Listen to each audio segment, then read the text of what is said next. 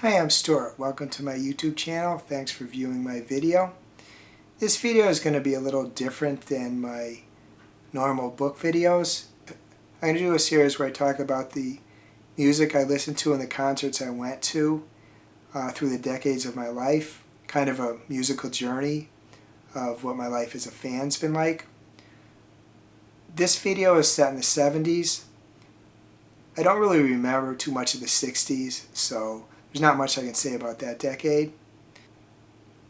I plan to do one video per decade, but if I discover I have so much to say that it starts making the video what I consider too long, then I may break it up into two videos for a decade. I decided to do this video after a discussion I had with Kelly at Books I'm Not Reading in the comments of one of her videos. We realized that we both like Tori Amos, and a little further in the discussion realized it might be interesting to both to allow me to reminisce, and people might be interested in it too, just my musical journey, because there is a lot of bands and singers and records I listen to and concerts I've gone to over the years.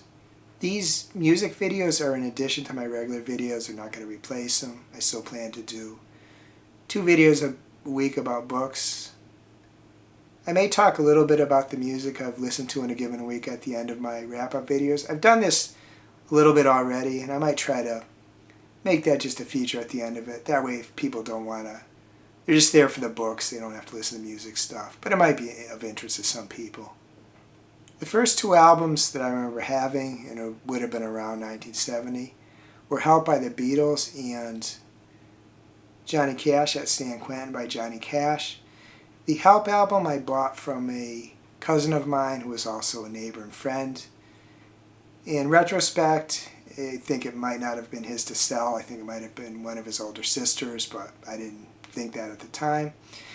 The Johnny Cash at San Quentin album, I don't remember where I got that. I'm sure it was a present, but I don't remember who got it for me. Played both albums a lot. Like both a lot. Especially remember the Help album by the Beatles. But they were both really good albums. It wasn't long after that an event happened that really started me really listening to music. It really started the musical journey. In the summer of 1972, my Boy Scout troop took a trip from Connecticut, which is our home state, to the Allegashan, Maine. It was about 5 hours, I guess, pretty long trip. And they had pop radio on, and I especially remember there was a song Delta Dawn by Tanya Tucker, which I really liked a lot. Other songs too, but that one really stood out. That was really a big hit. When I got back, that's when I started listening to pop radio, probably initially on just a transistor radio and AM radio. I remember songs like Waterloo by ABBA, Seasons in the Sun by Terry Jacks, The Night Chicago Died by Paper Lace. There's probably a whole lot more. They're just not coming to me right now. I started listening to American Top 40 by Casey Kasem, and I really cared where songs I liked placed in that countdown. In the mid-70s, I started listening to album-oriented rock stations. There were 3 in Connecticut that I recall that I listened to: HCN, WHCN, WCCC, and WPLR. They were all FM stations. HCN was my favorite. Album-oriented rock stations would go deep on albums. They'd go way beyond the hits, so you get a lot more depth. The advantage of that format is you got to know albums a lot better. I bought a couple of albums by Jethro Tull, Aqualung and Songs from the Wood. Jethro Tull's a rock band with an English folk tinge to it. I bought a couple of Aerosmith albums, Toys in the Attic and Rocks. They don't really need an introduction, but just in case, they're a rock band that plays what they self-describe as music with swing to it, rock music with a swing to it. I bought the Agents of Fortune album by Blue Oyster Cult. They're a somewhat sinister sounding rock band that is metal adjacent. They're a great band for horror fans. I bought the Born to Run album by Bruce Springsteen and the E Street Band. Springsteen's a great lyricist and writes great anthems, and the band plays great. I also bought the Night Moves album by Bob Seger. Another great lyricist, and he has a great band too. In 1977, I bought the Come Sail Away album by Styx. They're a progressive rock band. Progressive rock bands are bands that play rock music with a classical tinge. Critics absolutely hated bands like that, but I loved them. The album and the Come Sail Away single that off of that album really broke the band big. They became very popular. I also bought the Left Overture album by Kansas. They're another progressive rock band. Around the same time, I bought News of the World by Queen. Not actually sure that it was my first Queen album, because I did end up buying a bunch of others from them. But I think it's my favorite from them. All the bands I mentioned from Jethro Tull and on, their albums and the bands themselves became favorites of mine, and I bought many more albums from them, both in the 70s and as the years went by. I also got albums from Fleetwood Mac, both Fleetwood Mac and Rumors. I got albums from the Eagles, Hotel California, and The Long Run. I got the Led Zeppelin 4 album from Led Zeppelin and more albums from them too. I got from Pink Floyd, I got Dark Side of the Moon and Another Brick in the Wall. And even though the Doors were mostly a 60s band, they were 60s to early 70s, they had a resurgence in the late 70s, and I got a bunch of their albums, and I really liked them. The second group of bands I mentioned I liked a lot, but I didn't like them as much as I liked the first group of bands that I mentioned prior to this last group. During the summer of 1978, my sister and I got tickets to see Harry Chapin at the Oakdale Theater in Wallingford, Connecticut. I'm not sure how we got the tickets, whether they were a present or what. My sister couldn't go, so I invited one of my close friends to go. The Oakdale Theater at that time was a theater in the round, there was a circular tent and seats all around. In the center there was a stage that rotated, so regardless of where you're sitting, sometimes you were facing the band. It was small too, I don't know, maybe about 2,500 people, not that big. And we both really enjoyed the concert. Harry Chapin is a great lyricist, great storyteller, and that comes through in the concerts. My friends and I saw that Jethro Tull was coming to the New Haven Coliseum in October 1978. I don't remember what we discussed and why we actually decided to go see a concert, because it would be our first arena concert, but somehow we did come to that decision. We got the tickets and we went to the New Haven Coliseum to see him, and right then we were all sold on rock concerts. It was just the start of something, more for me than anyone else, but at that time we went to a bunch of concerts together. Just a great concert, and we really got hooked on rock concerts. In the next two or so years, still in the late 70s, we saw Styx at the New Haven Coliseum, Kansas at the New Haven Coliseum. One of my friends and I saw Kansas at the Springfield Civic Center. We saw Jethro Tull a second time. That might have just been one of my friends and I, but saw Jethro Tull a second time at the New Haven Coliseum. They used to always come around New Haven in October. So they came in October 79 after coming in October 78. One of my friends and I saw the Beach Boys, the Cars, and more at Yale Bowl. I saw the Cars a couple more times myself with one or another of my friends. All of my close friends and I saw the Eagles at New Haven Coliseum. And then one of my friends, my sister and myself, saw Chicago at a place called the Pinecrest. It's possible some of those concerts that I mentioned in the late 70s might have been like 1980. It doesn't truly matter. It was really early in my concert-going history. I kind of wish I kept a running list But I suppose it doesn't really matter. It just would be interesting to know exactly what ones I attended. Now I just want to talk about the bands, singers, and arenas, places I saw concerts in that I mentioned, whether they're still around or what happened to them, whether I continue to like them or not. The Beatles, of course, are no more, but Paul McCartney and Ringo Starr are going surprisingly strong for their age. I think last year or two, McCartney's had some successful touring. I think Ringo Starr tours with a band too. I think it was, he did tour at least sometimes with Ringo Starr and what he called an all-star band. Tanya Tucker never had another crossover hit after Delta Dawn. She was 16 at the time, but she's had a quite long, successful career. Pretty recently, the last few years, she won a Grammy for Best Country Album. I don't know if it was like overall Best Country Album or if there was some genre, like say Americana Country Album. I don't really know the breakdown of Grammys much more. I don't watch them really much. But she's still a successful artist. And I did see her once in 1985 at the Oakdale Theater, which is, I said, I saw Harry Chapin too. But she's still going strong.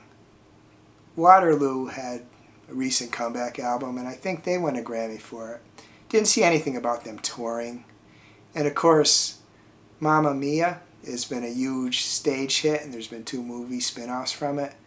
So they're still quite in the public eye. Actually, I would imagine if they toured, it would really be a huge draw. But I haven't heard anything about that. I believe Terry Jacks is still around, which I'm not going to say about the song, but if you listen to the song, which is kind of a sad song, you might be surprised he's still around. I have no idea about Paper Lace. I don't know anything about them, if they're still around. I tend to doubt it. Of the stations I mentioned, HCN is still around, and that's kind of my secondary station, but now they play songs from the 70s, 80s, and 90s. And I listen to them when I'm kind of interested in a little nostalgia in my music listening. I quite enjoy them. CCC was one of the last stations that held out as an independent station, which is much to their credit, although when I did listen to them, I found that it was kind of a tired format. And they eventually went out of business. There is some station with the numbers, which was 107.9 that they had, but they're not CCC anymore, and I'm not sure what their format is. PLR still exists. I think they're still a rock station. I don't really listen to them anymore. Jethro Tull, despite starting in 1968, is still going. They still release albums. They still tour. The lead singer, Ian Anderson, his voice is kind of shot, but they're still around. They're still out there. I did see them in a bunch of times more, I think. Besides Demi Lovato, and I'll talk about her later, I believe I've seen Jethro Tull, and especially the lead singer Ian Anderson, who I saw solo twice. I've probably seen them about 12, 14 times total, so I've seen them a lot over the years. May talk about them more a little later, but they're still going. Aerosmith was doing a comeback tour, which got postponed because their lead singer, Steven Tyler, had some throat problems. And sadly, just in the last day or two, and as I record this, it's Saturday, August 3, I just saw that, unfortunately, the medical people believe that they can't take care of the issue, so Aerosmith has just effectively retired. But I did see them, I started in 85, which I will talk about when I get to the 80s, and maybe 5, 6 more times over the years. So I was able to see Aerosmith a fair amount of times. Blue Oyster Cult is, as far as I know, still a touring band, which is kind of an interesting story because they had a big hit, Don't Fear the Reaper, off Agents of Fortune. They had a smaller hit, Burning for You, in the early 80s, but they didn't have any more. They had some radio hits like Godzilla, which actually, if you watch the Godzilla movies, I've seen that song has been played as a theme song on it as well. It should. So you may have heard them, even if you don't recognize the name. But they've slogged it out in clubs really since, I guess, the 80s, mid-80s probably on. I did see them a couple times in the 80s at a local club, and maybe in the aughts or the 2010s. I caught a few songs at a casino I go to at a free show after I watch the basketball game. So they're still around, I believe, although I have no idea if there's any original members. I did end up seeing Bruce Springsteen in 1984, which I'll talk about when I talk about the 80s and 3 other times. He's touring right now, actually, although he has had some issues. He's in his 70s now, and possibly age has caught up to him. He plays long shows, and maybe he just can't do it anymore. But he is still touring, does still put up good music. He doesn't get hits anymore, but I think the music is still critically acclaimed. Not long ago, Bob Seger retired, I believe, permanently, both from touring, and I don't think he's going to release any more music. I did see him a couple times, I think maybe 80s, 90s, not sure, but I was fortunate to be able to see him. Styx is another band that, believe it or not, still tours. They're actually on a tour right now with Foreigner. There's only 2 original members, and their principal songwriter broke up with the band. He removed himself from the band because he didn't want to deal with the heavy touring schedule they're doing. But 50 plus years in, they still tour. I saw them a bunch of times as the years went by. It's good, but what they do now, they're mostly just playing songs from their classic songs, which is fine, but it's just that I've seen it a bunch of times. But they are still touring. I guess it's well known pretty much by everybody that Freddie Mercury died, so that version of Queen can't exist. There has been several tours with Queen, with Adam Lambert singing. I did not go to any of those tours. I'm sure I would have enjoyed it. I didn't have anything against that. I'm not sure if that's ever going to happen again or what the remaining members of Queen plan to do. I did see Queen once in 1980. I'll talk about that in my next video. But I don't know if they came near me after that. Fleetwood Mac, I believe, is still a sometimes touring band. There was some drama in the group. Lindsey Buckingham got kicked out of it, which I kind of don't agree with that. I think that's not the right thing to do. But that's sadly, how rock bands go. Sometimes you wonder why you admire them. But I saw Fleetwood Mac once. It was probably in the 90s. And I saw Stevie Nicks solo 3 times. The Eagles are another band that is still going. They don't really release music much anymore, but they do tour. One of their main members, Glenn Frey, died not too long ago, but they're actually going to have a residency in Las Vegas coming soon.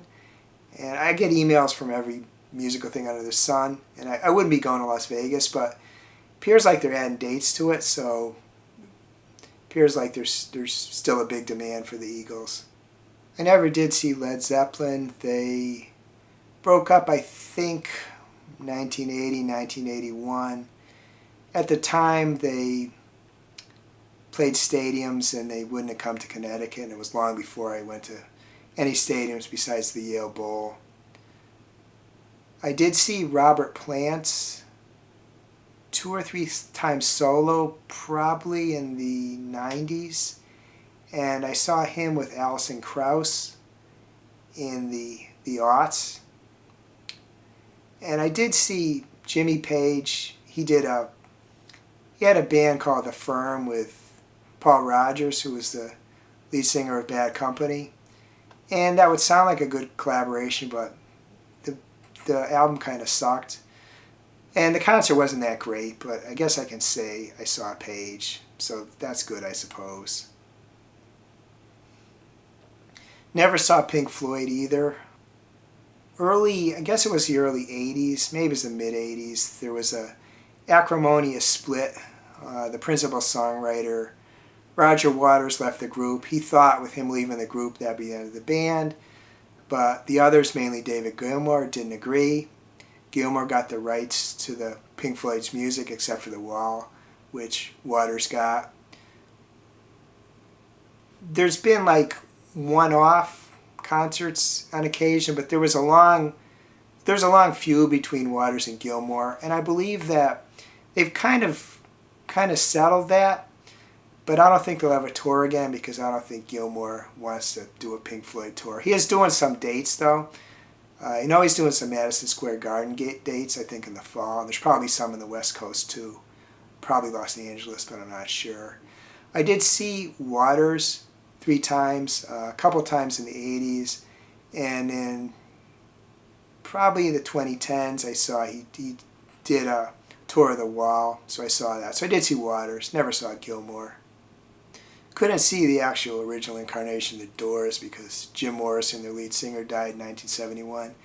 There was a version of the Doors of the 21st Century, which was 2 members of the original Doors and Ian Astbury, the lead singer of The Cult. And I did get to see them, and they were quite good.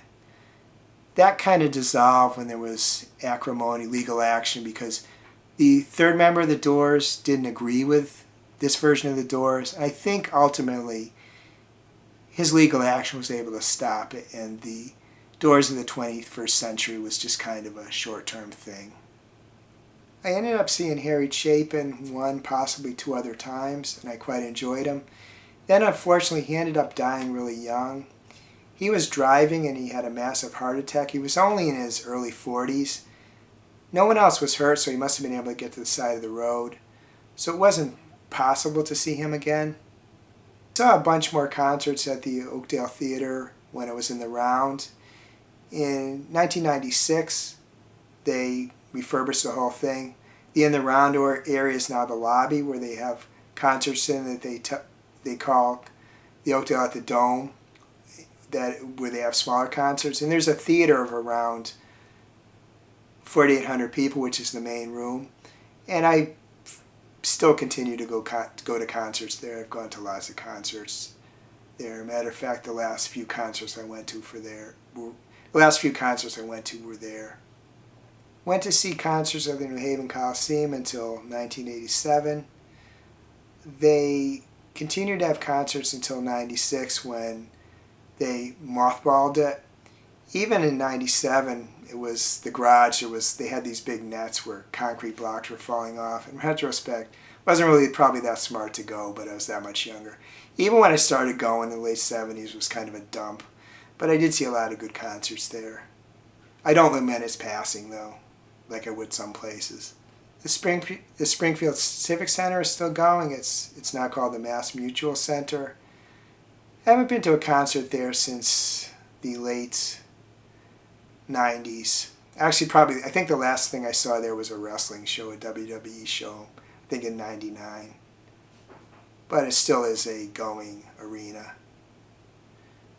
Not too long after the concert we went to at the Yale Bowl, the Beach Boys and the Cars, the city of New Haven decided that there could no longer be any concerts at New Haven Coliseum, or there no longer could be any concerts at the Yale Bowl, which really, it's kind of the only big, it's actually the only really big stadium in Connecticut.